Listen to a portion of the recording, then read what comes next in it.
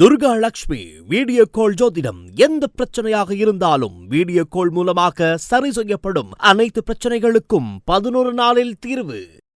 வணக்கம். மற்றொரு இன்றைய பதிவினூடாக இணைந்திருக்கின்றோம்.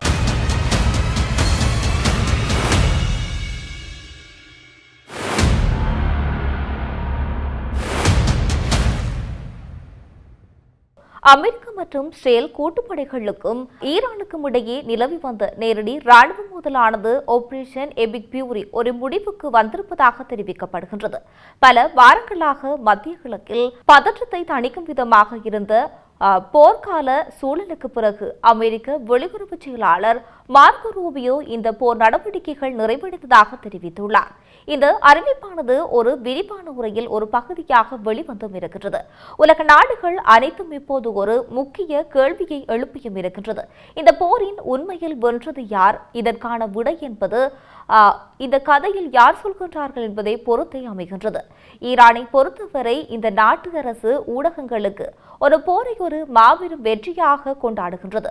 உலகின் மிக வலிமையான ராணுவ கூட்டணியை எதிர்த்து நின்று தங்களது தேசத்தை பாதுகாப்பதற்காக ஆதாரமாக இதை அவர்கள் முன்வைத்தும் இருக்கின்றார்கள். மறுபுறம் அமெரிக்க அதிபர் டொனால்ட் ட்ரம்ப் மற்றும் அவரது நிர்வாகம் தாங்கள் நிர்ணயித்த ராணுவ இலக்குகளை எட்டிவிட்டதாகவும் அதனால் தாங்களே வெற்றி பெற்றதாகவும் வாதிடுகின்றனர். இருப்பினும் பொதுவெளியில் வெளியாகும் அந்த வெற்றி கோரிக்கைகளுக்கு பின்னால் உண்மையான அதிகார போட்டி இப்போது போர்க்களத்திலிருந்து பேச்சுவார்த்தை மேசைக்கு நகர்ந்தும் இருக்கின்றது. சில சர்வதேச ஊடகங்களின் தகவலின்படி அமெரிக்காவின் வெள்ளை மாளிகை தற்போது ஈரானுடன் ஒரு 14 அம்ச புரிந்துணர்வு ஒப்பந்தத்தை எட்டுவதற்கு மிக நெருக்கமான நிலையில் காணப்படுகின்றது.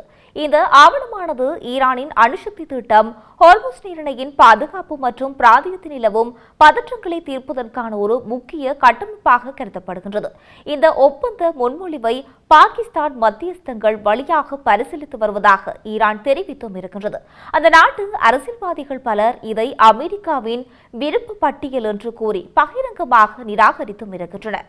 இந்த ஒப்பந்தத்தின் முக்கியமான நிபந்தனையாக ஈரான் தனது அணுசக்தி நடவடிக்கைகளை அடுத்த 20 ஆண்டுகளுக்கு நிறுத்தி வைக்க வேண்டும் என்றும் செறிவூட்டப்பட்ட யுரேனிய இருப்பை ஒப்படைக்க வேண்டும் என்றும் அமெரிக்கா கோருகின்றது.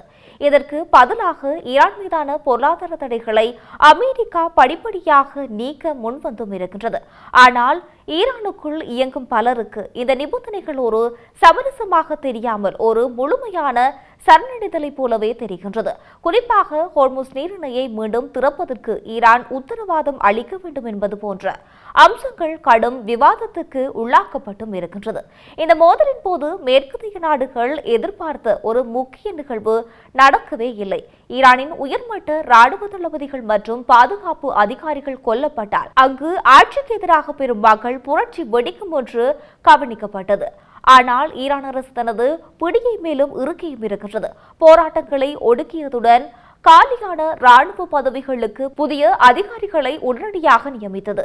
இதனால் ஈரானின் அரசியல் மற்றும் ராணுவ கட்டமைப்பு சிதையாமல் தப்பி பிழைத்திருந்தது.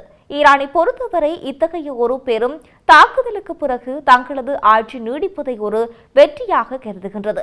இறுதியாக இந்த போர் உலக பொருளாதாரத்தின் மீதான ஈரானின் செல்வாக்கை மீண்டும் ஒரு முறை நிரூபித்தும் இருக்கின்றது. ஹோர்முஸ் நீரிணையில் எட்டப்பட்ட இடையூறுகள் சர்வதேச வர்த்தகம் மற்றும் எரிசக்தி விநியோகத்தை பாதித்த விதம் ஈரானுக்கு ஒரு பெரிய பேச்சுவார்த்தை வலிமையை கொடுத்தும் இருந்தது. அமெரிக்காவும் இஸ்ரேலும் அதிநவீன ஆயுதங்களால் ஈரானின் உட்பகுதிகளில் தாக்குதல் நடத்த முடியும் என்பதை காட்டினாலும் நீண்டகால பொருளாதார சுமையையும் ராணுவ அழுத்தங்களையும் தாக்கும் திறன் தங்களுக்கு அதிகமாக இருப்பதாக ஈரான் நம்பியும் இருக்கின்றது. எனவே இந்த மோதல் யாரால் வெல்லப்பட்டது என்பதை போர்க்கள முடிவுகளை காட்டிலும் வர இருக்கும் பேச்சுவார்த்தைகளின் முடிவுகளை தீர்மானிக்கப் போகின்றது என்றும் சொல்லலாம்.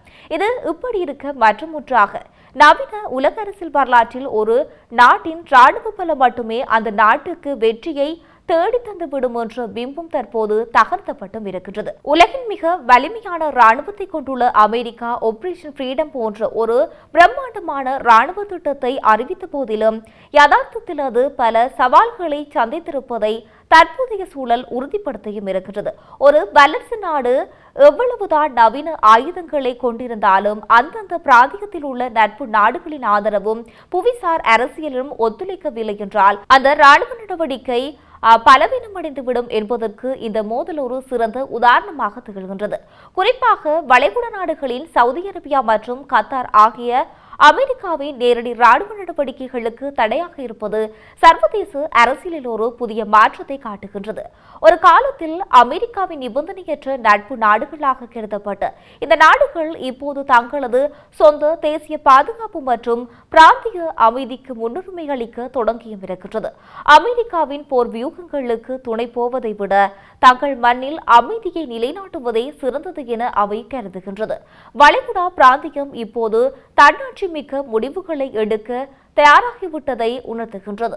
இந்த பதற்றமான சூழலில் ஆசிய அரசியல் ஒரு புதிய திருப்பமாக பாகிஸ்தான் ஒரு மத்தியஸ்தராக உருவெடுத்துள்ளது வியக்கத்தக்க ஒன்றாக பார்க்கப்பட்டது. வாஷிங்டனுக்கும் தெஹ்ரானுக்கும் இடையே ஒரு பாலமாக செயற்படும் பாகிஸ்தானின் இந்த முயற்சி ஆசிய நாடுகளின் ராஜதந்திர வலிமையை உலகுக்கு காட்டுகிறது.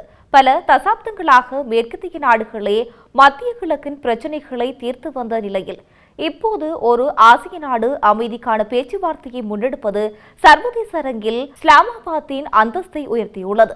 இந்த பேச்சுவார்த்தைகள் வெற்றியடையும் பட்சத்தில் பிராந்திய பிரச்சினைகளை தீர்ப்பதில் ஆசிய நாடுகளின் பங்களிப்பு தவிர்க்க முடியாத ஒன்றாக மாறும். மறுபுறம் ஹோர்முஸ் நீர்நிலையில் ஏற்படும் ஒரு சிறிய அதிர்வு கூட உலகெங்கிலும் உள்ள சாமானிய மக்களின் சமையலறை வரை பாதிப்பை ஏற்படுத்தும் என்பதை இந்த நிகழ்வுகள் மீண்டும் நிரூபித்தும் இருக்கின்றது. உலக எரிசக்தி விநியோகத்தின் உயிர் நாடியாக திகழும் இந்த நீர்ச்சந்தி முடக்கப்பட்டால் அது பெட்ரோல் விலையை உயர்த்துவது மட்டுமல்லாமல் உணவுப் பொருட்களின் விநியோக சங்கிலியையும் சீர்குலைக்கும். இந்த ஆபத்தை உணர்ந்துள்ள ஈரான் தற்போது ஒரு பொறுப்பான பிராந்திய சக்தியாக தன்னை காட்டிக்கொள்ள முயல்கின்றது. கப்பல்களுக்கு தொழில்நுட்ப மற்றும் மருத்துவ உதவிகளை வழங்க ஈரான் முன் வந்திருப்பது சர்வதேச சமூகத்தின் நன்மதிப்பை பெறுவதற்கான ஒரு ராஜதந்திர நகர்வாகவே பார்க்கப்படுகின்றது.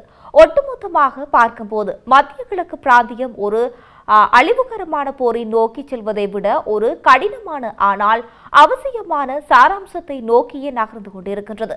வான்வழி தடைகள், ஏவுகணை தாக்குதல்கள் மற்றும் ரகசிய பேச்சுவார்த்தைகள் என அனைத்தும் ஒரு புதிய அதிகார சமநிலையை நோக்கி உலகை இட்டுச் சென்று இருக்கின்றது. இந்த ஆயுதங்களை விடவும் பேச்சுவார்த்தை மேசைகளே உலக பொருளாதாரத்தின் எதிர்காலத்தை தீர்மானிக்கப் போகின்றது. அமெரிக்காவின் பிடிவாதம் தளர்ந்து ஈரானின் தற்காப்பு வியூகம் உடன்படிக்கைக்கு வரும் பட்சத்தில் ஹோர்முஸ் சந்தையில் மீண்டும் ஒரு அமைதியான வணிக பாதையாக மாறும். அதுவே கோடிக்கணக்கான மக்களின் அமைதிக்கான வாழ்வுக்கும் உலக பொருளாதாரத்தின் ஸ்திரத்தன்மைக்கும் வழிவகுக்கும் என்பதில் ஐயமில்லை. இந்த விடயங்களானது எவ்வாறு இருக்கலாம் மற்றும் ஒரு இன்றைய பதிவினூடாக இணைந்திருக்கலாம். வணக்கம்.